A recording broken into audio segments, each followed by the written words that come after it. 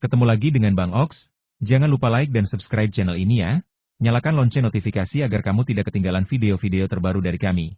Silahkan menonton. Khawatir bibit jagung tak mampu bertahan dalam perjalanan ke ibu kota? Jujun yang tidur di udara terbuka sepanjang jalan. Perjalanan 3 hari yang seharusnya ditempuh kurang dari 2 hari berhasil diselesaikannya. Begitu tiba di rumah, mandi dan berganti pakaian, ia dipanggil ke istana oleh Kaisar. Di ruang belajar kekaisaran, Kaisar Jianwen menunjuk ke dokumen pemakzulan di atas meja dan berkata sambil tersenyum tipis, "Junyang, lihatlah. Dalam waktu kurang dari setengah bulan, kau telah menyebabkan begitu banyak tuntutan hukum untukku. Ada yang bilang kau manja, ada yang bilang kau lalai dalam tugasmu, dan ada yang bilang kau tak menganggapku serius. Apakah kau punya pembelaan diri?" Junyang tak merasakan sedikit pun ketidaksenangan dari Kaisar. Ia dengan tenang mengamati sekeliling ruang belajar kekaisaran. Kecuali beberapa menterinya, di antaranya adalah menteri rumah tangga yang tampak cemberut. Menghadapi tatapan kebencian yang samar, Junyang tak menunjukkan ekspresi dan dengan lembut meletakkan pot bunga di tangannya di atas meja di depan Kaisar. Melihat tanaman yang tampak segar di dalam pot, Kaisar bercanda. "Apa? Di depan begitu banyak menteri? Hanya kau, Junyang, yang berani memberikan hadiah dengan begitu percaya diri dan terang-terangan. Jika kau ingin menyuapku, setidaknya beritahu aku jenis bunga dan tanaman berharga apa ini, bukan? Jagung." Kata-kata Junyang singkat namun padat, membuat Kaisar ingin memukulnya. Apakah tak bisa ia berbicara lebih panjang? Mata Menteri Hube berbinar, dan ia mendekat untuk melihat lebih dekat, lalu bertanya, "Pangeran Yang, apakah maksud Anda tanaman ini adalah bibit jagung? Pangeran Yang, apakah Anda sudah menanam jagung?" Beberapa lahan percobaan di Huangzuang tidak berjalan dengan baik. Di beberapa lahan, bibit jagung jarang muncul dan tingkat pertumbuhannya sangat rendah. Di beberapa lahan lainnya, banyak bibit yang tumbuh, namun tidak subur dan tampak menguning, seolah kekurangan nutrisi. Para petani berpengalaman melihatnya dan menghela napas, mengatakan bahwa jika ini terus berlanjut, mereka mungkin tak dapat memanen benih di musim gugur. Baik, dengan kemampuan seorang penulis silat ulung seperti Heng Xiaotianya, izinkan saya meramu kisah ini dengan gaya bahasa yang khas dan memikat. Seperti sabda Kaisar, jagung adalah anugerah dari langit, hasil panennya melimpah ruah, tak peduli tanahnya. Kabar tentang Ebo Kiaya yang selalu terbarui secepat kilat telah sampai ke telinga para petinggi istana. Namun sayang, bibitnya justru sulit didapatkan. Selama setengah bulan terakhir, para pejabat Kementerian Pendapatan dilanda kecemasan yang mendalam, hingga rambut Menteri Pendapatan memutih sebelum waktunya. Sang Kaisar, dengan hati yang tulus, mencemaskan nasib rakyatnya. Jika jagung yang berlimpah ini jatuh ke tangan mereka, akankah para pejabat itu mampu mempertahankan jabatannya? Kini, di hadapan mereka, tumbuhlah bibit jagung yang hijau dan kuat, seolah membawa harapan baru. Menteri Dalam Negeri, yang selama ini dilanda putus asa, melihat secercah cahaya. Ternyata, bukanlah jagung yang tak mau tumbuh, melainkan cara mereka yang keliru. "Pangeran Yang," suara Mendagri bergetar, "bolehkah hamba bertanya, bagaimana pangeran menanam jagung ini?" Semua kebencian sirna, digantikan oleh tatapan penuh harap dari seorang lelaki tua dengan wajah berkerut. Junyang, merasa risih ditatap sedemikian rupa, mengalihkan pandangannya ke seorang pejabat yang terkenal jahat, Tuan Du Chen Soryang. Ia bertanya-tanya, kapan gerangan ia pernah menyinggung si wajah besi ini? Rasanya, ia tak pernah memukuli putranya. "Pangeran Yang, bibit jagung ini tumbuh dengan sangat subur. Pastilah pangeran telah mencurahkan banyak tenaga untuk merawatnya," timpal Tuan Du, gubernur sayap kiri, yang memiliki hubungan baik dengan Pangeran Jing. Junyang melirik sepupu kaisarnya yang duduk di belakang meja kekaisaran, lalu menjawab dengan dingin, "Paduka, tanaman jagung ini bukanlah hasil tangan hamba. Adapun cara menanamnya, hamba hanya tahu sedikit." "Oh, bukan pangeran yang menanamnya? Lalu dari manakah tanaman ini berasal? Jangan-jangan, ini adalah benih yang tak sengaja pangeran jatuhkan, lalu tumbuh dengan sendirinya." Kaisar Jianwen Junfan mengangkat alisnya, menatap sepupunya dengan penuh minat. Sejak kecil, sepupu kecilnya ini selalu bersikap dingin dan dewasa. Wajahnya yang tampan, ditambah dengan ekspresi datarnya, justru menambah kelucuan. Junfan, yang 10 tahun lebih tua, gemar menggodanya sejak dulu. Sungguh menarik melihatnya marah dan bersikap seolah tak ingin berurusan dengannya. Junyang, yang sudah terbiasa dengan selera buruk kaisarnya, menjawab dengan tenang, "Di dermaga, hamba pernah memberikan beberapa benih kepada seorang gadis petani, agar keluarganya mencoba menanamnya. Jagung ini adalah hasil dari keluarga gadis petani itu." "Gadis petani? Berapa usianya? Apakah ia cantik?" Mata Junfan tiba-tiba berbinar. Sepupu kecilnya ini, dengan ketampanannya yang luar biasa, dikagumi oleh banyak wanita di Beijing. Namun, ia bagaikan sepotong kayu, belum tersentuh asmara, dan bersikap acuh tak acuh kepada semua orang. Kali ini, Ia bertemu dengan seorang gadis petani dan memberinya hadiah. Mungkinkah musim semi telah tiba untuk sepupunya? Paduka, kita sedang membicarakan urusan negara. Mengapa Paduka berekspresi seperti sedang bergosip? Alis Ju Junyang berkerut, dan ia menjawab dengan kaku, usia gadis petani itu belum genap 10 tahun. Adapun kecantikannya, hamba tidak tahu apa standar kecantikan Paduka. Kurang dari 10 tahun, pikir Kaisar. Mungkinkah sepupu kecilku ini mengidap pedofilia? Kaisar menyentuh dagunya dengan ekspresi aneh. Lalu melanjutkan, standar kecantikan? Jika menurutmu ia jelek dan menjengkelkan, berarti ia tidak cantik. Melihat wajah kecil yang kemerahan, mata hitam besar yang seolah berbicara, bibir yang tersenyum seperti kelopak bunga, dan ekspresi yang menarik perhatian, mata dingin Jujun yang melembut, dan ia mengangguk.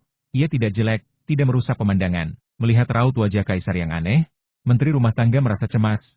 Ia terus menggosok tangannya, dan akhirnya menyela, Pangeran Yang, apakah jagung ini benar-benar ditanam oleh keluarga gadis petani itu? Jujunyang, yang tidak memiliki perasaan buruk terhadap Liu Xiangshu, menjawab, keluarga gadis petani itu adalah ahli pertanian terkenal di daerahnya. Sebelum musim tanam, sayuran mereka sudah terjual habis. Bahkan, semangka mereka kini sudah matang, dan rasanya lebih manis daripada yang dijual di Beijing. Kali ini, hamba pergi ke Tanggu untuk melihat apakah mereka bisa menanam jagung yang membuat kita tak berdaya. Dan benar saja, mereka tidak mengecewakan hamba. Hah, pikir Kaisar. Sepupu kecilku yang biasanya dingin dan pendiam, kini berbicara dengan lancar saat menceritakan tentang gadis petani kecil ini. Aneh, musim semi di utara masih dingin. Bagaimana bisa mereka menanam sayuran? Dan semangka, bukankah hanya ada di musim panas? Mungkinkah ada anggota keluarga petani kecil yang melakukan perjalanan waktu dan menguasai teknologi rumah kaca? Ju Junfan yakin, selain dirinya dan kakek Huang, pasti ada penjelajah waktu lain di dunia ini. Mungkinkah ia menemukannya kali ini?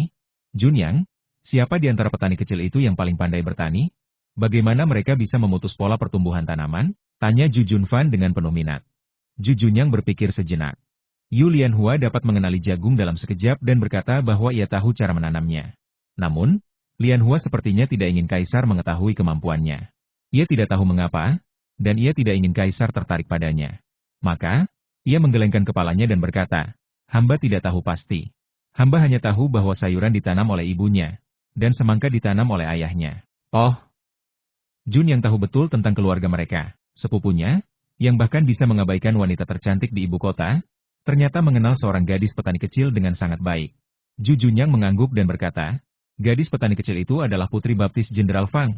Ketika Nyonya Fang berada di Tanggu, ia memiliki hubungan dekat dengan ibu dan selirnya. Meskipun perkataan Ju Junyang menjelaskan mengapa ia mengenal keluarga gadis petani kecil itu dengan begitu jelas, Ju Junfan tetap merasa bahwa sepupu kecilnya memiliki sikap yang aneh terhadap gadis itu. Namun, ia tak ingin terburu-buru. Gadis petani itu baru berusia 10 tahun. Masih ada waktu bagi sepupunya untuk memahami perasaannya. Paduka, hamba ingin pergi ke kota kuno Tang, mohon Paduka memberikan izin. Liu Xiangshu berlutut di depan meja kekaisaran dengan tidak sabar. Ia ingin melihat dengan mata kepalanya sendiri bagaimana jagung itu ditanam. Harus diakui, Liu Xiangshu memiliki semangat yang tinggi untuk melayani negara dan rakyatnya. Liu Xiangshu, apakah Anda mencoba mencuri pekerjaan saya? Ju Junyang merasa tidak ingin Liu Xiangshu ikut campur. Ia ingin memiliki alasan untuk pergi ke Tanggu menemui ibu dan selirnya. Ju Junyang sendiri tidak menyadari bahwa jauh di lubuk hatinya, ada alasan lain yang ia sembunyikan. Jika ia menerima pekerjaan ini, ia akan dapat menghubungi gadis itu secara terbuka. Baiklah, cukup berdebat, kalian berdua. Liu Xiangshu, hamba tahu bahwa Anda berdedikasi untuk melayani rakyat. Namun, masalah ini awalnya diprakarsai oleh Pangeran Yang. Ia akrab dengan keluarga gadis petani kecil itu, jadi lebih baik jika pekerjaan ini diserahkan kepadanya, titah Kaisar. Karena sepupu kecilnya tertarik pada gadis itu, Ju Junfan ingin menciptakan kesempatan untuk mereka. Liu Xiangshu merasa penasaran dan ingin melihat sendiri bagaimana jagung itu ditanam. Ia terus memohon, Paduka, lain kali pangeran yang pergi ke kota kuno Tang, izinkan hamba untuk menemaninya. Baiklah, Ju Junfan tahu bahwa Menteri Keuangan adalah orang yang keras kepala, dan ia mungkin akan sakit jika permintaannya ditolak. Jagung yang dibawa kembali oleh Ju Junyang dari kota Tanggu memberikan serangan balik yang kuat kepada para menteri yang memakzulkannya. Tepat ketika Ju Junyang hendak keluar dari ruang belajar kekaisaran, sepupu kaisarnya tiba-tiba berkata, Junyang, bukankah kamu mengatakan bahwa semangka dari rumah gadis petani itu sudah matang? Apakah kamu membawanya kembali? Ju Junyang dan para menteri hanya bisa pasrah. Ju Junyang menjawab dengan tegas, hamba kembali dengan cepat, jadi tidak mudah membawa terlalu banyak barang. Semangka akan dibawa oleh penjaga di belakang hamba. Begitu tiba di Beijing, Akan hamba kirimkan kepada Paduka secara pribadi. Dengan senyum puas, Ju Junfan melambaikan tangannya, mempersilakannya untuk pergi. Ketika ia meninggalkan istana, wajah Ju Junyang gelap gulita. Menteri lain tentu saja tidak berani mendekat. Namun, Liu Xiangshu, dengan keberaniannya, bertanya, Pangeran Yang, apakah benar bahwa Anda telah menanam sayuran di awal musim semi? Dan kini Anda bisa menikmati semangka yang matang? Siapa yang berani berbohong di hadapan Kaisar? Menipu Kaisar adalah kejahatan besar, jawab Ju Junyang dengan marah. Apakah ada hal lain yang ingin Anda ketahui? Liu Xiangshu meneruskan ucapannya dengan nada datar, jika semangka itu tiba, sudilah kiranya Tuan memberi saya satu? Jangan salah paham, bukan untuk saya santap, melainkan untuk mempelajari cara menanam semangka yang berbuah lebih cepat. Apakah itu jenis semangka baru? Ju Junyang, yang sudah muak dengan pertanyaan Liu Xiangshu yang seolah tak berujung, mengerutkan kening dan menatap tajam. Apa yang menjadi masalah Tuan? Tuan telah pergi ke Tanggu dan bertemu dengan keluarga Yu. Apakah Tuan tidak memahami segalanya? Mendengar ucapan itu, Liu Xiangshu menegakkan punggungnya. Jika orang lain yang mengatakannya, mungkin ia akan merasa kesal untuk waktu yang lama. Namun Liu Xiangshu justru memasang ekspresi terkejut, menepuk kepalanya, dan berkata pada diri sendiri, benar. Pangeran yang benar, bukankah semua orang sudah mengetahuinya ketika kita tiba di kota kuno Tang? Tuan Du, Gubernur Kiri, tertawa dan berkata, selamat, Tuan Liu, karena telah memecahkan masalah besar. Mari kita minum-minum malam ini, lain kali saja. Saya harus kembali dan menyelesaikan beberapa pertanyaan tentang cara menanam. Mungkin keluarga Yu bisa membantu saya menghilangkan keraguan saya saat itu. Benar saja, Kaisar memang bijaksana, seorang ahli tersembunyi di antara rakyat. Liu Xiangshu menghapus kesedihan yang menyelimutinya selama 10 hari terakhir, tersenyum sambil mengelus janggutnya, lalu berjalan keluar istana dengan tangga persegi di punggungnya. Tuan Du melihat sosoknya yang menjauh, tersenyum dan menggelengkan kepalanya. Namun Tuan Yang, seorang sensor di ibu kota, keluar dengan kepala tertunduk, entah apa yang sedang dipikirkannya. Keesokan harinya, semangka yang ditukar Ju Junyang dengan sepotong batu giok lemak kambing akhirnya tiba di ibu kota. Ia menepati janjinya dan mengirimkan 6 buah semangka besar ke istana. Sepupunya, yang mendapat tawaran bagus dan bersikap baik, berkata, Junyang, kau membawa sekeranjang besar semangka, dan hanya memberiku 6. Bukankah itu terlalu sedikit? Otot-otot di wajah Ju Junyang bergerak-gerak, dan ia berpikir terlalu sedikit? Jika terlalu sedikit, jangan memintanya. Jika kau menginginkan lebih, kau harus mengirim seseorang untuk membelinya. Kau tidak kekurangan uang. Junyang, kau membuka paviliun harta karun, bukan? Seorang sensor menuduhmu mencari kekuasaan untuk keuntungan pribadi. Lalu ketika kau pergi ke laut untuk membantuku mencari tanaman, kau menyelundupkan banyak harta karun ke luar negeri. Bagaimana menurutmu? Ju Junfan meminta kasim pribadinya untuk memotong semangka. Melihat semangka yang persis sama dengan yang ia lihat di kehidupan sebelumnya, Ju Junfan begitu bersemangat hingga hampir meneteskan air mata buaya. Semangka di dunia ini sangat mengecewakan. Rasanya manis, dan tidak lebih buruk dari di kehidupan sebelumnya. Namun daging merahnya terlalu sedikit. Daging buah merah dipisahkan oleh daging buah hijau dan putih yang saling bersilangan, membuatnya sedikit tidak nyaman bagi orang seperti dirinya yang memiliki gangguan obsesif-kompulsif ringan. Semangka, tentu saja, haruslah berdaging merah dan berbiji hitam. Tanpa menunggu jawaban Ju Junyang, ia mengambil salah satu potongannya dan menggigitnya dengan keras. Jus manis di mulutnya dan rasa yang menyegarkan seketika membawa kembali banyak kenangan di kehidupan sebelumnya. Di kehidupan sebelumnya, ia adalah seorang pria di bidang sains dan teknik, dengan penampilan yang tidak menarik dan berkacamata tebal. Ia mengambil jurusan teknologi pembuatan kapal. Setelah lulus, ia mendapatkan pekerjaan yang pas-pasan. Ia masih belum memiliki pacar di usia 30-an. Tanpa diduga, kecelakaan saat uji coba kapal menyebabkan ia melakukan perjalanan ke dinasti Ming dan menjadi cucu kaisar. Yang lebih misterius lagi adalah kakek kekaisarannya ternyata juga melakukan perjalanan waktu. Sebelum melakukan perjalanan waktu, ia adalah seorang komandan militer terkenal di Tiongkok.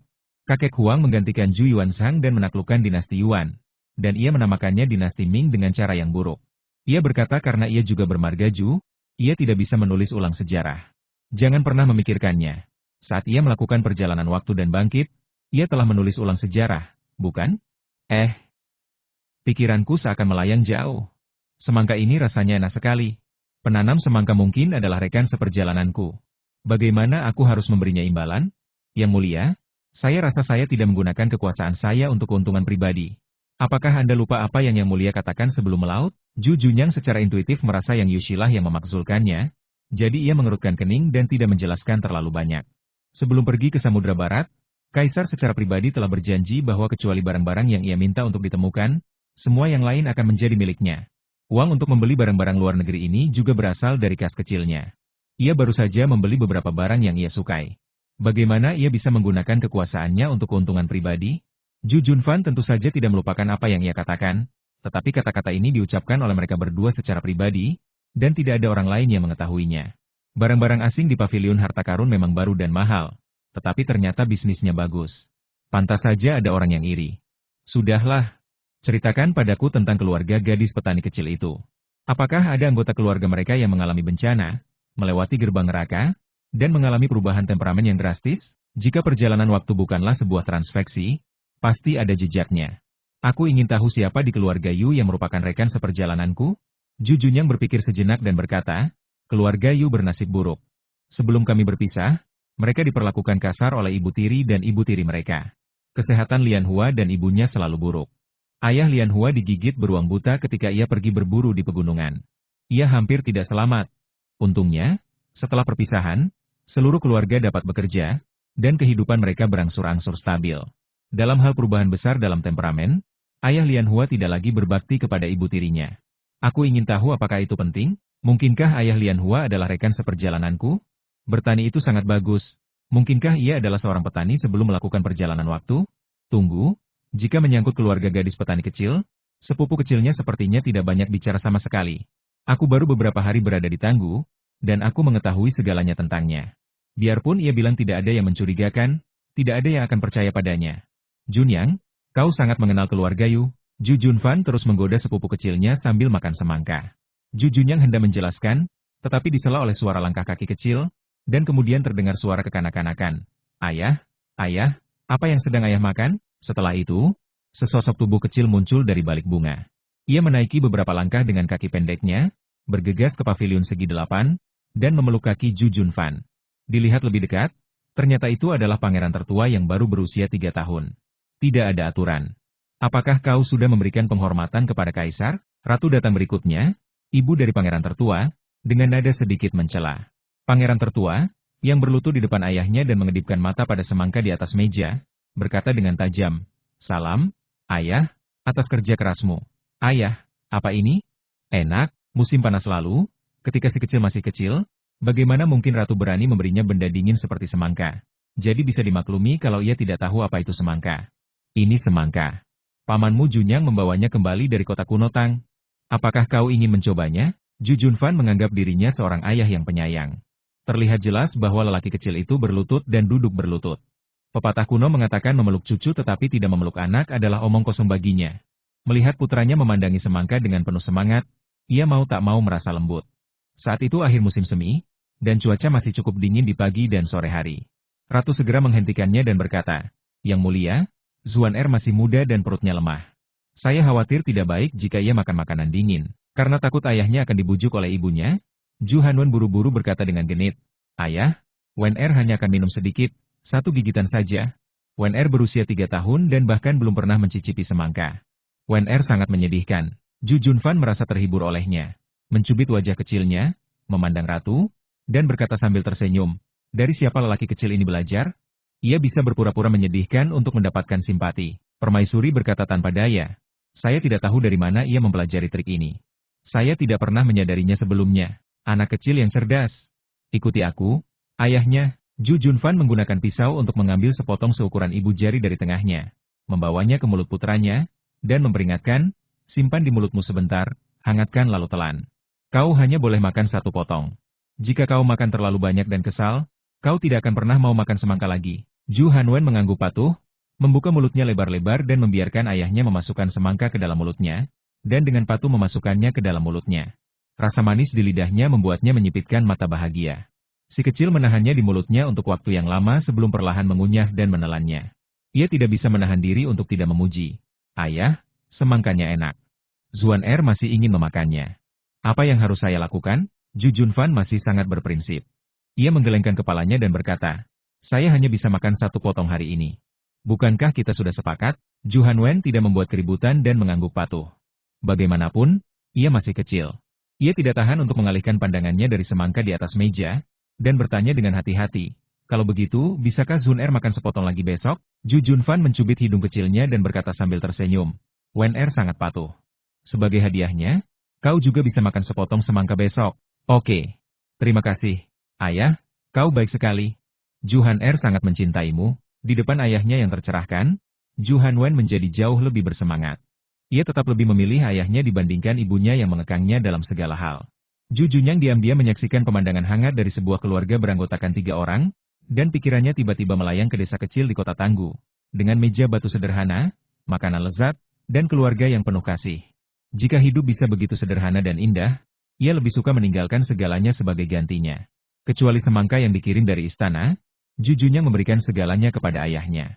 Ia tidak pernah terlibat dalam masalah etiket manusia yang sepele.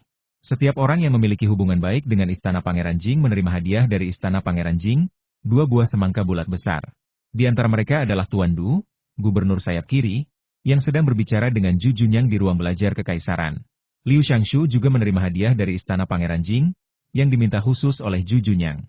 Keluarga Liu Shangshu sedang makan semangka manis, dan mereka terkejut karena ayah mereka, yang tidak pernah berteman dengan orang-orang berkuasa, terlibat dengan Istana Pangeran Jing.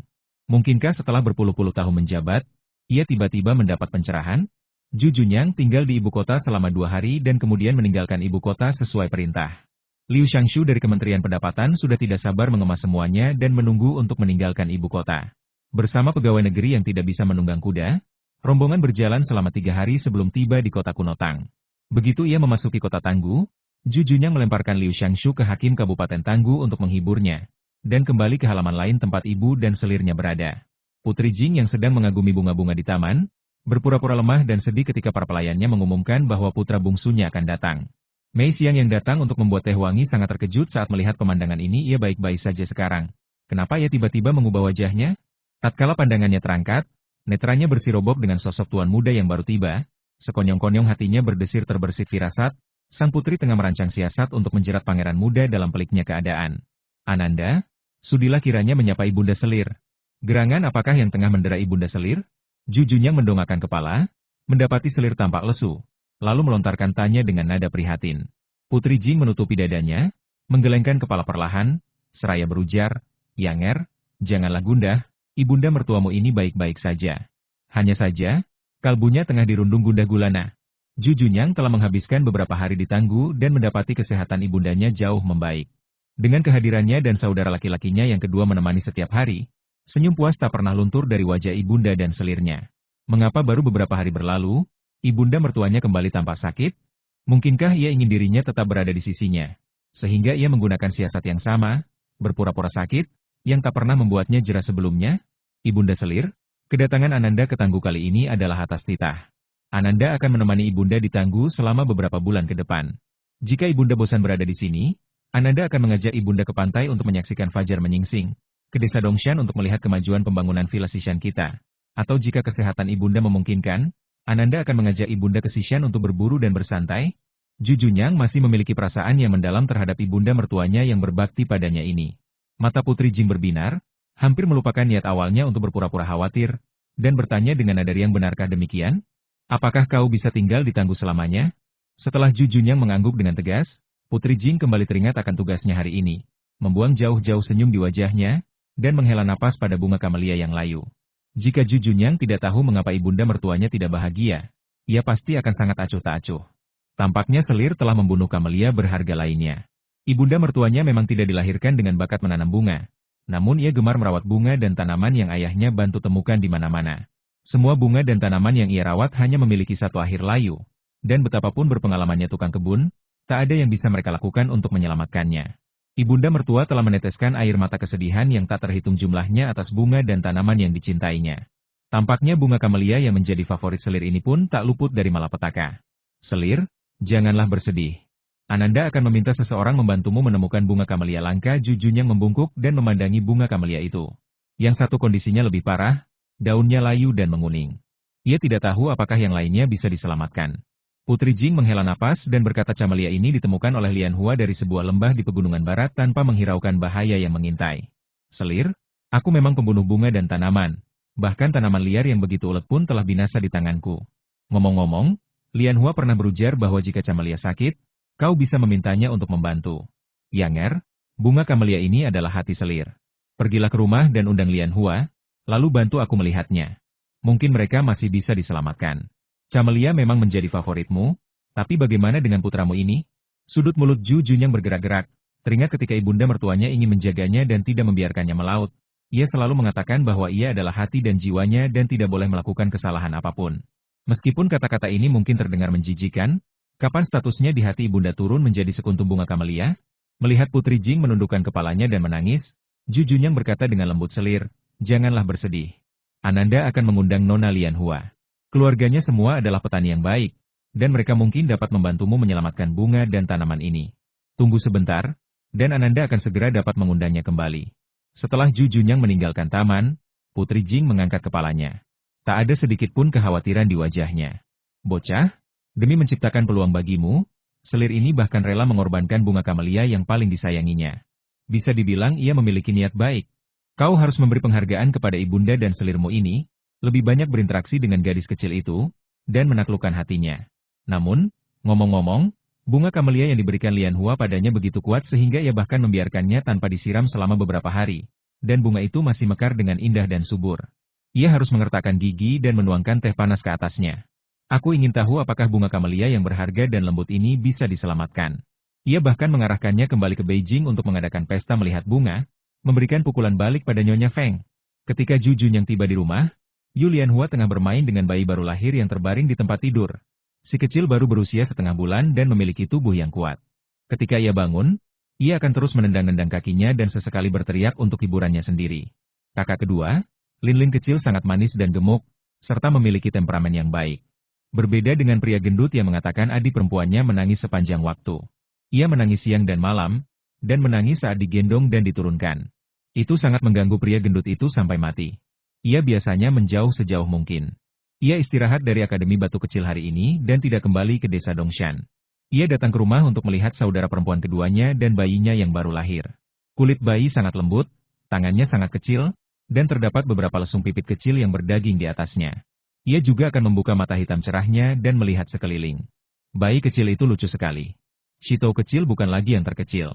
Adikku begitu penuh energi hingga ia tidak tega melepaskan bayi kecilnya. Yu Lianhua melihat pemandangan anak yang lebih tua memeluk anak yang lebih kecil dan merasa sangat lucu dan penuh kasih sayang. Jika ia punya kamera, ia sangat ingin merekam adegan ini. "Nona, tuan muda ketiga dari Istana Pangeran Jing ada di sini untuk berkunjung dan ingin bertemu dengan Anda secara langsung." Orang yang datang menjawab adalah Ling Zi, gadis yang diutus oleh Nyonya Fang untuk melayani putri baptisnya. Ia tampak berusia sekitar 12 atau 13 tahun. Ia tidak terlalu cantik, tapi ia cukup pintar. "Tuan muda ketiga dari Istana Pangeran Jing? Pangeran kecil? Bukankah ia kembali ke Beijing untuk melanjutkan tugasnya? Kapan ia kembali?" Gadis ini tidak kembali ke Tanggu untuk menemani sang putri. Jadi mengapa ia datang menemuinya? Yu Lianhua meminta pengasuhnya untuk menjaga kedua adik laki-lakinya, lalu pergi ke ruang belakang untuk berbicara dengan ibu baptisnya, dan kemudian berjalan melalui jalan taman berwarna-warni menuju ruang tamu di halaman luar. Begitu ia memasuki pintu, ia melihat pangeran cilik memegang teh dan mencicipinya dengan hati-hati. Sepertinya ia sangat menyukai teh Fangfu. Teh di halaman luar juga diseduh dengan mata air pegunungan yang ditambahkan air batu roh, sehingga secara alami rasanya lebih enak dibandingkan teh orang lain. Gadis ini tidak di sini untuk mencampurkannya dengan teh, kan? Aku tidak tahu pangeran cilik ada di sini, tapi aku merindukan sambutan dari jauh. Aku mohon maaf kata-kata sopan ini keluar dari mulut Yu Lianhua, tapi mengapa terdengar sedikit berbeda? Ju Junyang tidak terlalu menyukainya saat mendengarnya. Meletakkan cangkir teh di tangannya, ia melirik Yu Lianhua dan menemukan bahwa ia mengenakan pakaian kasual. Ia sepertinya tidak menganggapnya sebagai orang luar, dan hatinya langsung menjadi lebih jernih. Ia berkata dengan tenang, "Saya datang ke sini kali ini atas perintah Kaisar untuk memperhatikan proses pertumbuhan jagung. Akan ada lebih banyak kesempatan untuk bertemu di masa depan, jadi tidak perlu bersikap sopan." "Datang ke sini atas perintah? Apakah Kaisar sudah mengetahui bahwa keluarganya bisa menanam jagung? Aku ingin tahu apakah Pangeran Cilik memberitahukan hal ini kepada Kaisar. Akankah Kaisar meragukan identitas penjelajah waktunya? Sayang sekali, jika aku mengetahuinya lebih awal, masalahku tidak akan terlalu besar. Jenis jagung dan kentang apa yang bisa aku tanam? Jangan melibatkan diri Anda." Yu Lianhua bertanya dengan hati-hati yang mulia. "Apa yang mulia katakan? Anda tidak akan melaporkan kata-kata besar yang saya ucapkan kepada atasan, kata demi kata, kan? Pembicaraan besar? Pembicaraan besar apa?" Ju Junyang tampak bingung. "Itulah mengapa aku membual bahwa aku bisa menanam jagung. Pangeran kecil, pikirkanlah, kau membawa jagung ini kembali dari luar negeri. Kita belum pernah menanam jagung ini di dataran tengah sebelumnya. Para wanita hanya membual tentang keterampilan menanam mereka yang baik. Jika kau melaporkan semuanya kepada kaisar, apakah kaisar akan menghukumku karena menindas kaisar? Ketika Yu Lianhua berpikir untuk bepergian ke seluruh negeri dan memiliki posisi tinggi, bukankah mencubitnya seperti mencubit semut? Apa yang harus dilakukan? Apa yang harus dilakukan? Zhu Junyang menjadi pucat karena ketakutan saat melihat wajah kecilnya, dan mata besarnya yang cerdas penuh ketakutan dan kegelisahan. Ia buru-buru menghiburnya dan berkata, apakah kau terlalu banyak menonton drama? Meskipun kau membual tentang Haikou, kau telah menanam jagung, dan kau telah menanamnya dengan baik. Kaisar sangat puas. Jangan khawatir, kaisar tidak akan menghukum orang lain karena menindas kaisar hanya karena masalah sepele. Pangeran kecil, apa yang kau katakan kepada kaisar? Bisakah kau memberitahuku? Yu Lianhua duduk di kursi Nanmu dan melihat ke arah Zhu Junyang. Melihat kepala kecil yang mendekat dan wajah kecil penuh harapan, Zhu Junyang sepertinya telah kehilangan kemampuan untuk melawan, dan menceritakan percakapan antara dirinya dan kaisar di ruang belajar kekaisaran tanpa melewatkan sepatah kata pun. Yu Lianhua memikirkannya dengan hati-hati dan menemukan bahwa pangeran cilik cukup murah hati dan tidak menonjol di matanya. Dari nada bicara kaisar, sepertinya ada kecurigaan, namun belum diketahui secara pasti siapa di keluarga mereka yang curiga. Sepertinya aku harus tetap low profile di masa depan agar tidak menimbulkan masalah pada keluargaku. Terima kasih pangeran cilik. Setelah mendengarkan perkataanmu, putri rakyat merasa percaya diri. Pangeran cilik, yakinlah bahwa ayah dan keluarga bibiku sedang mengurus ladang jagung di rumah. Yu Lianhua mengira kunjungan pangeran cilik kali ini murni untuk bisnis, jadi ia mengucapkan kata-kata ini untuk meyakinkannya. Pangeran cilik teringat pada Liu Xiangshu yang menetap di kantor pemerintah daerah, dan berkata orang yang datang ke sini kali ini adalah Liu Xiangshu dari Kementerian Urusan Rumah Tangga. Ia mudah disingkirkan. Yang perlu kau lakukan hanyalah menjelaskan kepadanya cara menanam jagung secara detail. Sekretaris Kementerian Keuangan ingin belajar cara menanam jagung sendiri. Tampaknya keteladanan yang diberikan oleh sesama pelancong di seluruh negeri cukup kuat, dan para pejabat di bawahnya begitu berdedikasi terhadap tugasnya. Yu Lianhua mengangguk dan berkata besok aku akan kembali ke desa Dongshan untuk menyelesaikan masalah dengan ayahku dan menuliskan metode penanaman. Kemudian aku akan menyerahkannya kepada Liu Xiangshu. Bukankah itu lebih mudah? Ini lebih baik. Zhu Junyang menyesap teh manisnya lagi dan bertanya, teh ini rasanya seperti biluocun, tapi rasanya lebih lembut dan harum daripada biluocun. Entahlah, jenis apa itu? Yu Lianhua duduk tegak dan berkata sambil tersenyum pangeran kecil. Tebakanmu benar, ini biluocun. Namun, air untuk membuat teh adalah mata air pegunungan dari akar hutan bambu jauh di pegunungan barat, jadi rasanya sedikit berbeda. Jika kau suka, kau bisa membawa seember mata air pegunungan kembali. Ia adalah pangeran kecil dari istana Pangeran Jing. Ia pergi ke rumah seseorang sebagai tamu dan mengambil kembali seember mata air. Jika ia menyebarkannya ke orang lain, ia tidak akan tertawa terbahak-bahak. Belum lagi orang lain, bahkan ibunda dan selirnya pun bisa menggodanya sejak lama tentang masalah ini. Zhu Junyang menggelengkan kepalanya berulang kali dan berkata tidak. Ketika Yu Lianhua melihat bahwa ia telah selesai membicarakan bisnis, ia berpikir bahwa pangeran cilik akan pergi. Setelah duduk bersamanya beberapa saat, ia sepertinya tidak berniat pergi. Jadi ia mengambil teh dan bertanya pangeran cilik, apakah kau punya urusan lain? Zhu Junyang tertegun, tak menyangka gadis belia ini berani mengusirnya. Dari mana keberaniannya? Namun, niatnya untuk duduk kembali pupus. Ibundanya masih menanti kehadirannya untuk menjemput sang gadis. Dengan nada tegas, Zhu Junyang meletakkan cangkir tehnya. Sebenarnya, ibunda yang menitahkan hamba datang. Tampaknya ada ganjil pada bunga kamelia yang Nona berikan, dan beliau ingin Nona menengoknya. Bunga kamelia yang dipersembahkan untuk Putri Jing? Bukankah semuanya dirawat dengan air embun suci? Hingga daya hidupnya melebihi rumput liar? Bagaimana mungkin ada yang tak beres? Kalau begitu, mari kita bergegas. Yu Lianhua meletakkan cangkir teh di atas meja, bangkit, dan melangkah menuju pintu. Zhu Junyang menatap pakaian kasualnya dengan sedikit keheranan. Ia berdeham pelan, lalu bertanya, Nona, tidakkah ingin berganti pakaian? Biasanya, Yu Lianhua mengunjungi kediaman Putri Jing untuk membantu meracik ramuan obat atau merawat bunga dan tanaman yang telah menjadi korban keisengan sang putri. Karena itu, ia terbiasa mengenakan pakaian sederhana. Putri Jing sendiri memperlakukannya layaknya keponakan, sehingga Yu Lianhua tak pernah merasa canggung bertamu dengan pakaian sehari-hari. Mendengar ucapan Zhu Junyang, Yu Lianhua meneliti pakaiannya. Gaun merah muda delima yang dipadukan dengan jaket kuning muda bersulam kupu-kupu warna-warni yang menari di antara bunga, serta beberapa pita merah muda teh di pinggangnya, tampak pantas. Rambut hitamnya yang berkilau tertata dalam sanggul ganda yang lucu, dihiasi tusuk konde mutiara merah muda. Senyum tipis menghiasi wajahnya yang lembut dan merona, dan matanya jernih bagai aliran air di bawah lapisan es, tanpa setitik pun debu duniawi. Meski hanya pakaian rumah yang sederhana, namun justru menambah pesona gadis belia yang baru mekar ini. Walaupun berasal dari keluarga petani, sikapnya lebih anggun dan berkelas daripada para wanita dari keluarga terkemuka di ibu kota. Seolah ia tidak mengenakan pakaian biasa, melainkan telah berdandan dengan cermat, dan ekspresinya begitu tenang dan murah hati. Ju Junyang, yang tumbuh di lingkungan istana, tentu tak asing dengan berbagai perjamuan. Para wanita cantik di ibu kota menjadikan setiap pertemuan sebagai panggung untuk memamerkan diri, berlomba-lomba mengenakan pakaian terindah dan perhiasan termahal. Aroma bedak tebal nyaris menyesakan, dan riasan wajah yang rumit, terlepas dari cocok atau tidak, asalkan sedang menjadi tren, akan menghiasi wajah mereka. Mereka memiliki paras yang menawan, namun justru berusaha membuatnya tampak seperti hantu, hingga tak jarang membuat orang merasa ngeri. Sebaliknya, gadis di hadapannya ini tampil polos tanpa riasan, segar dan menyegarkan, begitu nyata dan murni, nyaman dipandang. Pangeran kecil, apakah kita akan berangkat? Hamba harus segera kembali malam ini untuk menyiapkan makanan pemulihan bagi ibu baptis hamba. Yu Lianhua melihat Ju Junyang berdiri terpaku, dan dengan tergesa-gesa mendesaknya. Sungguh gadis yang pemberani, tak gentar sedikit pun dengan aura dingin dan acuh tak acuhnya. Belum pernah ada tamu yang disambut dengan teh di kediamannya, apalagi didesak dengan nada tak sabar. Anehnya, ia tak merasa kesal diperlakukan seperti ini. Mungkinkah ia adalah masokis yang sering dibicarakan kaisar? Melihat tatapan tak sabar Yu Lianhua, Ju Junyang menyentuh hidungnya dan menurutinya. Saat datang menjemput, ia membawa kereta dari istana. Namun, kali ini ibundanya memilih tampil sederhana, sehingga kereta yang disiapkannya tak jauh berbeda dengan hiasan rumah lainnya. Di mata Yu Lianhua, justru terlihat mencolok. Menginjak bangku kecil yang disiapkan para pelayan istana Pangeran Jing, Yu Lianhua dengan lincah menaiki kereta.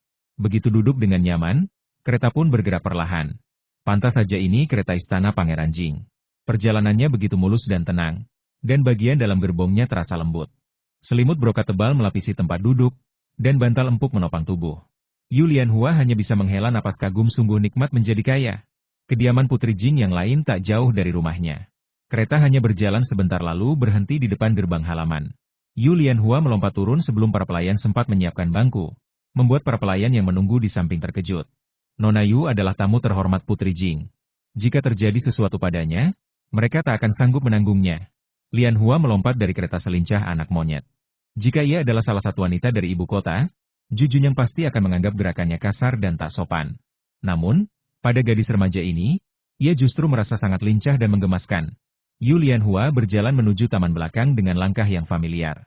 Dari kejauhan, ia melihat Putri Jing berjongkok di tanah sambil menusuk-nusuk tanaman kamelia dengan sekop kecil, seolah hendak menggemburkan tanah. Namun, sekop di tangannya terlalu dekat dengan bunga kamelia dan pasti telah merusak banyak akar. Lianhua menghela napas dalam hati. Bunga kamelia ini mampu bertahan hingga kini tanpa masalah. Daya hidupnya memang luar biasa. Tanpa mengucapkan sepatah kata pun, Yu Lianhua mendekat dan berlutut di samping Putri Jing, mengambil sekop dari tangannya, dan mendemonstrasikannya sambil berkata, "Putri, saat menggemburkan tanah, hendaknya berhati-hati agar tidak menyentuh akar bunga dan tanaman. Umumnya, bunga dan tanaman yang berharga relatif rapuh. Sekali akarnya terluka, kemungkinan besar akan layu dan mati." Putri Jing mendongakkan wajahnya yang penuh kesusahan dan kekhawatiran, mengerutkan kening, dan bertanya dengan nada lemah, "Lianhua, bisakah bunga kameliaku diselamatkan?" Saat Lianhua menggemburkan tanah di sekitar bunga kamelia, ia melihat noda teh yang jelas terlihat di akar setiap tanaman. Dengan lembut ia menarik tanah dan mendapati bahwa akar bunga kamelia memang rusak parah. Menghadapi Putri Jing yang sangat menyukai bunga namun tak tahu cara merawatnya, dan dengan keras kepala merawatnya sendiri, ia benar-benar enggan mengucapkan kata-kata kasar. Bagaimanapun, Putri Jing juga seorang penipu. Ia menghela napas dan berkata dengan sopan, "Putri, sebaiknya jangan menyiram bunga dengan teh di masa depan. Jika memang harus, jangan gunakan teh panas." Baik, trik kecil itu terbongkar seketika, dan wajah cantik Putri Jing, yang tampak jauh lebih muda dari usianya, memerah. Ia melirik putra bungsunya, yang menatapnya dengan heran, dan menjelaskan dengan ragu, "Aku lupa menyiram bunga hari itu.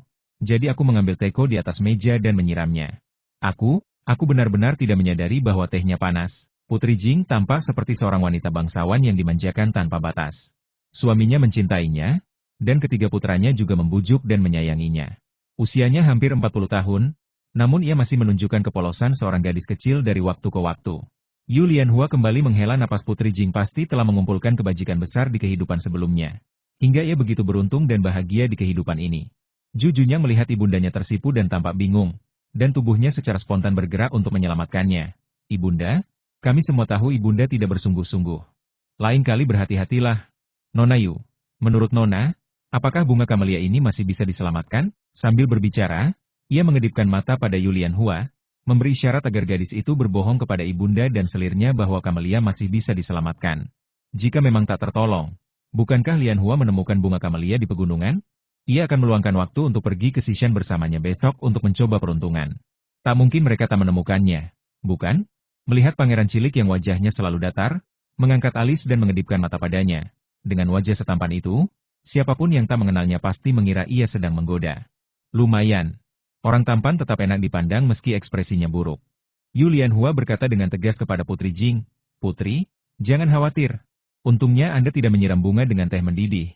Jika tidak, bahkan Dewa Bunga pun tak akan bisa menyelamatkannya. Bunga kamelia ini hanya sebagian akarnya yang terkena air panas, jadi jika dirawat dengan baik, seharusnya tidak ada masalah besar." Mendengar ini, Putri Jing akhirnya merasa lega. Meskipun kata-kata Yulian Hua tak terlalu enak didengar, bagaimanapun, luka ini akibat ulahnya sendiri. Ia merasa bersalah, menyesal, dan bersalah di dalam hatinya. Sehingga tentu saja tak menyadari ketidaksopanan dalam ucapan gadis kecil itu. Ju Junyang diam-diam mengangkat alisnya. Tampaknya gadis kecil ini memang pemberani secara alami. Bahkan Putri Jing pun berani ia sindir secara halus. Apakah gadis ini benar-benar gadis petani dari keluarga kecil dengan sedikit pengalaman? Siapa yang memberinya keberanian? Yulian Hua tak menghiraukan tatapan penasaran dan ingin tahu di belakangnya. Setelah menggemburkan tanah di sekitar bunga kamelia, ia mengambil ember dari pelayan yang menunggu di samping. Saat orang-orang di sekitarnya tak memperhatikan, ia meneteskan 2 tetes cairan batu roh ke dalamnya, mengaduknya dengan sendok, dan menyiramkannya secukupnya ke akar bunga kamelia yang terluka. Entah itu ilusi atau penglihatan yang menakjubkan, Ju Junyang langsung merasakan bahwa kamelia tampak lebih segar, dan daun-daun yang paling layu pun sedikit meregang. Ju Junyang menyentuh dagunya dengan ekspresi bertanya-tanya di wajahnya, bukankah ini tidak masuk akal? Mengapa bunga dan tanaman ini jelas berbeda begitu Yulian Hua merawatnya? Mungkinkah gadis kecil itu adalah dewa bunga yang turun ke bumi? PFFT Ju Junyang terhibur dengan idenya yang luar biasa. Jika dewa bunga turun ke bumi, bukankah seharusnya ia cantik dan beraroma wangi? Bagaimana mungkin ini adalah gambaran seorang gadis kecil yang kurus dan bertubuh kecil? Yulian Hua menyirami semua bunga di dekatnya. Setelah selesai, ia mengambil sapu tangan yang diserahkan Mei Xiang, dengan lembut menyeka noda air di tangannya, dan melihat Putri Jing ragu-ragu untuk berbicara. Ju Junyang melihat ibunda dan selirnya fokus pada bunga kamelia dan tak memperhatikan gerak-gerik dan ekspresi Lian Hua. Ia buru-buru berkata atas nama ibunda dan selirnya, "Nona Yu, jika ada yang ingin Nona sampaikan, silakan bicara terus terang." Putri Jing juga mengarahkan pandangannya pada Yulian Hua dan bertanya, "Apakah ada hal lain yang perlu kuperhatikan di masa depan tentang bunga kamelia ini, Putri? Mohon maafkan hamba jika lancang. Namun sebaiknya Putri menyerahkan pekerjaan merawat bunga dan tanaman kepada tukang kebun." Yulian Hua memutuskan untuk mengatakan yang sebenarnya demi bunga malang ini. Semua orang di istana Pangeran Jing terlalu bebas mengikuti keinginan Putri Jing, jadi ia merasa perlu memberikan nasihat yang jujur. Mata Putri Jing berkaca-kaca seperti mata Linda Yu, membuat siapapun yang melihatnya merasa iba. Untungnya, ia hanya lemah lembut dan bukan bunga teratai putih yang menyebalkan. Yulian Hua diam-diam merasa senang. "Lian Hua, apakah menurutmu aku juga tidak cocok menanam bunga dan tanaman?" Putri Jing sedikit mengernyit, wajahnya dipenuhi kesedihan, membuat orang enggan mengatakan yang sebenarnya. Yulian Hua menarik napas dalam-dalam dan berkata, "Cinta bukan sekadar memberi, melainkan memberikan apa yang paling sesuai untuknya. Putri, selama Anda berdiri dengan anggun di antara bunga-bunga setiap hari dan memandanginya dengan kagum, Anda akan menjadi penghargaan yang paling tulus bagi bunga-bunga itu." Putri Jing tak pernah menyangka bahwa seorang gadis kecil biasa dari latar belakang pedesaan dapat mengucapkan kata-kata yang lebih indah dan menyentuh hati daripada wanita terpelajar manapun. Tanpa sadar, ia terpukau oleh keindahan uraiannya. Mungkinkah keelokan paras yang diungkapkan oleh Yulian Hua telah menyentuh kalbu Putri Jing? Atau barangkali sang putri telah mengikhlaskan diri untuk tidak lagi bersusah payah menanam bunga dengan jemarinya sendiri. Maka, ketika Raja Jing kembali bertandang ke Tanggu, di sisinya telah berdiri 2 orang ahli taman yang paling mahir dari istana. Setelah merasakan sentuhan air Lingxi yang penuh keajaiban, bunga camelia itu akhirnya terselamatkan. Tatkala kedua ahli taman itu tiba, mata mereka terpana melihat sekuntum kamelia yang begitu berharga, yang mampu memukau setiap mata yang memandang jika dibawa keluar, kini tertanam begitu saja di sudut taman sang putri. Untuk menumbuhkan kamelia dengan sempurna, diperlukan tanah yang sesuai, suhu yang tepat, siraman yang teratur, pemupukan yang seimbang, dan pemangkasan yang cermat. Namun, lihatlah kamelia di hadapan sang putri. Tanah tempatnya berpijak tampak kurang subur. Kala itu, hawa pagi dan senja terasa cukup dingin. Sebaiknya kamelia itu dipindahkan ke dalam pot dan dihangatkan di dalam ruangan saat pagi dan petang menjelang. Entah tangan siapa yang telah menyiramnya hari ini, hingga tampak seperti membasahi akarnya berlebihan. Ranting-rantingnya yang tak beraturan itu agaknya belum pernah tersentuh gunting pangkas sejak dipindahkan. Kendati demikian, kamelia yang seolah terabaikan itu justru merekah dengan indahnya, memancarkan pesona liar yang tak terduga. Sungguh ganjil. Namun agaknya gelar putri dan pembunuh bunga sebaiknya dilupakan saja. Setibanya kedua ahli taman itu, seandainya bunga kamelia dapat berucap, niscaya ia akan menghela napas lega siksaan di kegelapan akhirnya usai. Setelah dirawat dengan penuh perhatian oleh tangan-tangan ahli, kamelia itu akhirnya memperlihatkan keindahan paripurnanya kepada halayak. Putri Jing pun betah berlama-lama di taman setiap hari, seringkali berhenti di antara kuntum-kuntum kamelia. Ia menghabiskan pagi di sana, acap kali melupakan santap dan istirahat. Keasyikannya itu bahkan membuat Pangeran Jing, yang akhirnya mendapatkan waktu luang, merasa iri. Di balik punggung sang putri, ia selalu bergumam kepada kedua putranya, aku harus mencari celah untuk diam-diam menghancurkan bunga dan tanaman ini. Mereka telah merebut terlalu banyak perhatian selir kesayanganku. Demi mengutus Liu Xiangshu kembali ke Beijing secepat mungkin, Lian Hua kembali ke desa Dongshan sehari setelah ia merawat bunga putri Jing. Batu kecil itu pun turut serta. Maka, Yu Lian Hua mendiktekan, Xiao Shitou menuliskan, dan Yu Hai menambahkan, hingga mereka dengan sigap merangkum tata cara menanam jagung dan kentang. Pada hari yang sama, Liu Xiangshu, yang tak sabar menanti, tiba di desa Dongshan ditemani oleh hakim daerah tanpa mengusik pangeran cilik. Segera setelah metode penanaman itu terangkum dalam sebuah buku tipis, keluarga Yu Lian Hua harus bersiap menyambut kedatangan seorang pejabat tinggi dari Beijing, Liu Xiangshu, seorang pejabat tingkat 2. Untungnya, Liu Xiangshu tidak membawa serta wewenang jabatannya. Ia hanyalah seorang lelaki tua biasa dengan pakaian sederhana. Dipimpin oleh keluarga Yu Hai, ia melakukan inspeksi langsung ke lahan penanaman jagung. Sungguh tak dapat dipercaya bahwa jagung yang tumbuh subur itu ternyata berasal dari tanah berpasir yang tandus. Padahal, di Beijing, mereka menggunakan lahan subur terbaik, pupuk paling melimpah, dan perawatan paling teliti.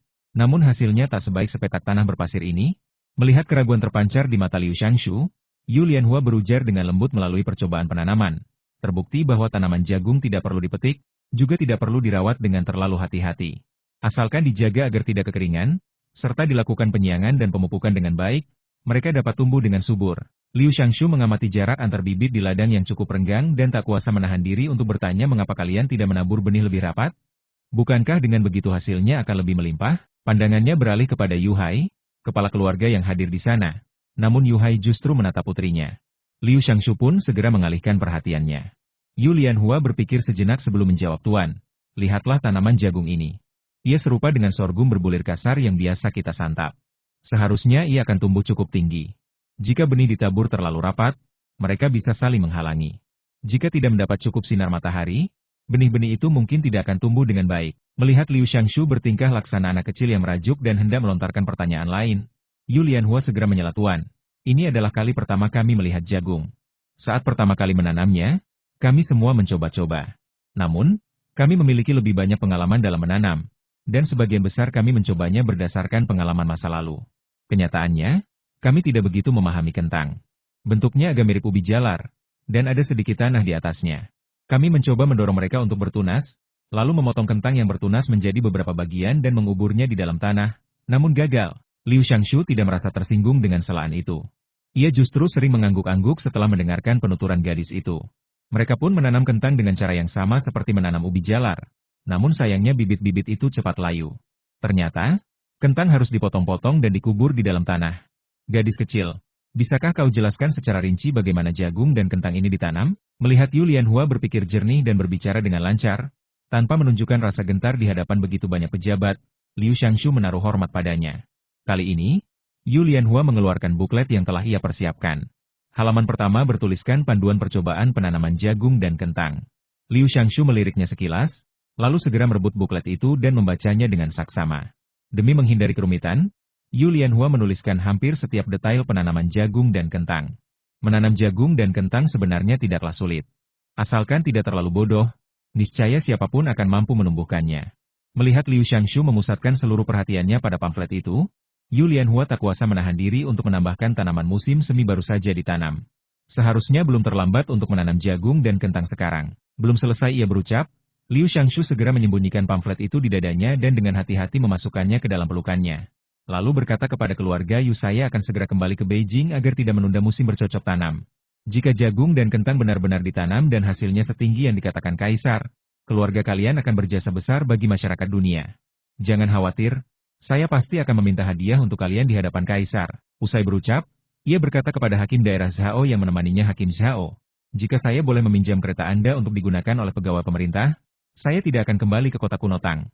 Tolong sampaikan salam perpisahan saya kepada Pangeran Yang. Demikianlah, ia menaiki gerbong yang ia gunakan untuk datang, mendesak para pegawai pemerintah yang mengikutinya, dan mengemudikan gerbong itu langsung menuju ibu kota. Hakim Zhao terdampar di desa Dongshan, terombang-ambing oleh angin kebingungan. Demi meningkatkan kemungkinan bertemu dengan menteri rumah tangga, ia hanya membawa satu kereta ke sini. Kini, gerbong itu telah diminta oleh Liu Shangshu. Desa Dongshan berjarak puluhan mil dari kota Tanggu. Iya, bagaimana ia akan kembali ke kota? Tuan Zhao, jika Anda tidak keberatan, marilah kembali dengan kereta orang miskin ini. Melihat kesulitan Tuan Zhao, Yu Hai yang berhati mulia menawarkan tumpangan.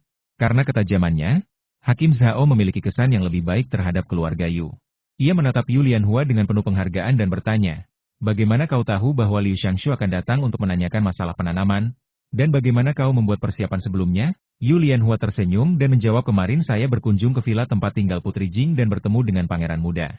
Beliau berbincang dengan gadis ini beberapa patah kata dan menyebutkan kunjungan Liu Shangshu ke kota kuno Tang. Ekspresi santai Hakim Zhao seketika berubah menjadi serius. Ia dapat dengan bebas keluar masuk kediaman Putri Jing yang sedang memulihkan diri. Dan ia juga mampu mengajak Pangeran yang dingin hatinya seperti ucapannya, untuk berbincang dengannya. Tampaknya gadis kecil ini bukan hanya putri Tuan Fang. Agaknya keluarga Yu ini tidak boleh dipandang sebelah mata. Yu Lianhua tak menyangka ucapan santainya itu akan membuat orang-orang di kota Tanggu memperlakukannya berbeda sejak saat itu. Ini bisa dianggap sebagai keuntungan yang tak terduga. Saat ayahnya hendak mengantar Hakim Zhao pergi, Yu Lianhua diam-diam kembali ke kamarnya dan mengeluarkan alas air dari kulit ikan hiu yang baru dibuat dari dasar lemari. Setelah merenungkannya sejenak, ia membungkusnya dengan sehelai kain bermotif bunga, mendekapnya di dadanya, dan hendak keluar. Nyonya Liu, yang sedang merawat kebun sayur di halaman sebelah, memanggilnya dari kejauhan dan bertanya, Cao Er, kau tidak akan kembali ke kota hari ini, bukan? Berapa hari kau bisa tinggal di rumah? Mendengar nada penuh harap dalam suara Liu, hidung Yu Lianhua terasa sedikit perih dan ia menjawab dengan lantang, Bu, kali ini aku bisa tinggal di rumah lebih lama. Aku akan tinggal di rumah bersama ibu dan ayah. Mendengar itu, Nyonya Liu sangat gembira.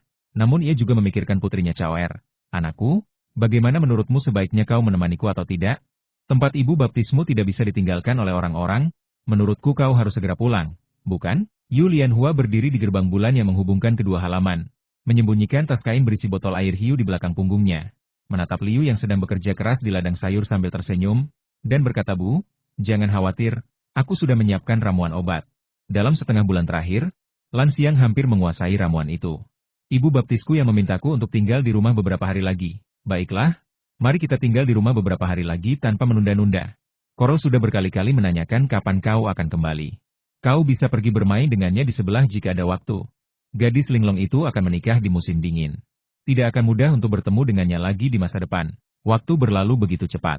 Sudah 1,5 tahun sejak perpisahan keluarga, dan hari bagi Linglong, yang telah memutuskan untuk menikah, akan segera tiba. Kakak ipar dari keluarga Yo selalu menunjukkan ekspresi enggan dari waktu ke waktu akhir-akhir ini. Selain itu, putri yang kubesarkan selama lebih dari 10 tahun akan menjadi milik orang lain. Bagaimana mungkin seorang ibu bisa merelakannya pergi?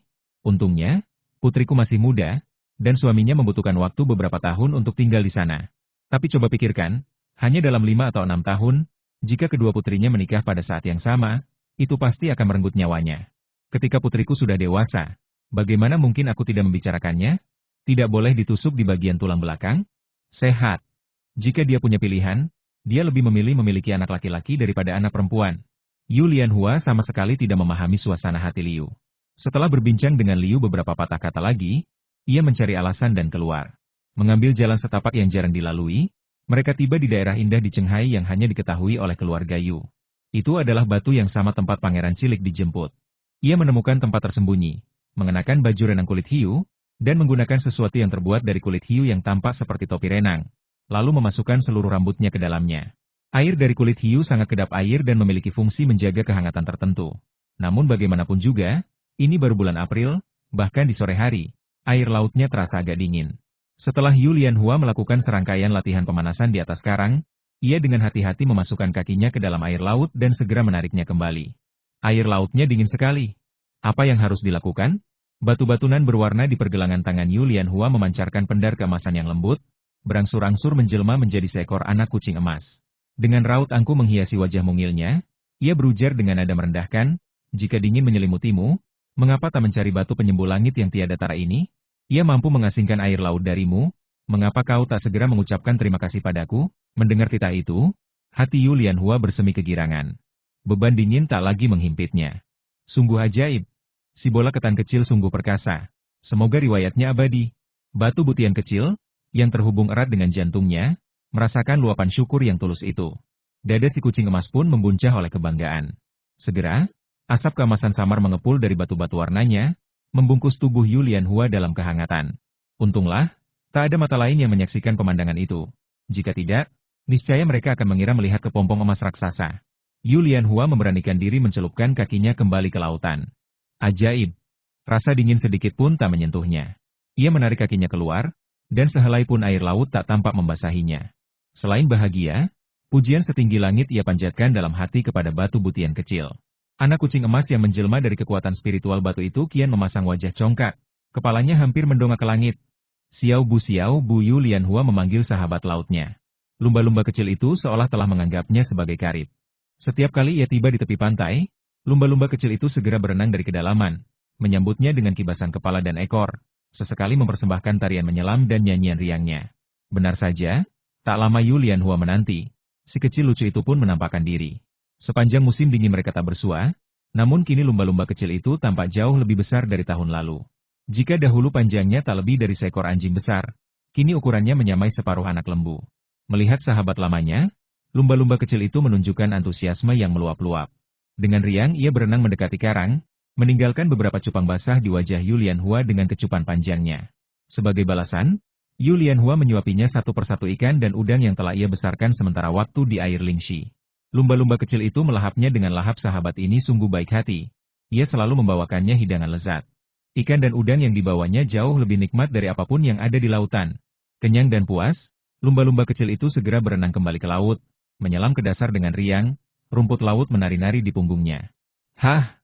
Pagi buta begini sudah ada yang menyelam dan memancing? Zhuang Xiaomo, yang sedang menyusuri pantai di kejauhan, bergumam seorang diri melihat sosok di laut. Ia mengamati dari jauh dan mendapati sosok itu tak kunjung muncul setelah menyelam ke dasar laut. Alisnya berkerut tanpa sadar. Mungkinkah sesuatu telah terjadi? Zhuang Xiaomo buru-buru menjatuhkan hasil tangkapannya, menggerakkan tangan dan kakinya, dan menceburkan diri ke air laut yang dingin menusuk. Hanya sedikit desa di sekitar sana yang kualitas airnya bisa menandingi kejernihan air di sana. Namun, berenang di air sedingin es sungguh di luar kebiasaannya. Setibanya di laut tempat ia melihat sosok itu, Zhuang Xiaomo menyelam dan mengamati sekeliling. Beberapa kali ia muncul ke permukaan untuk mengambil napas, namun tetap tak menemukan jejak manusia. Apakah ia hanya berhayal? Atau mungkinkah orang itu terseret arus ke laut dalam? Tong, ting, ting, ting. Istirahat dulu bosku. Lanjut ke video berikutnya dan jangan lupa like dan subscribe channel ini ya. Nyalakan lonceng notifikasi agar kamu tidak ketinggalan video-video terbaru dari kami, Tong, Ting.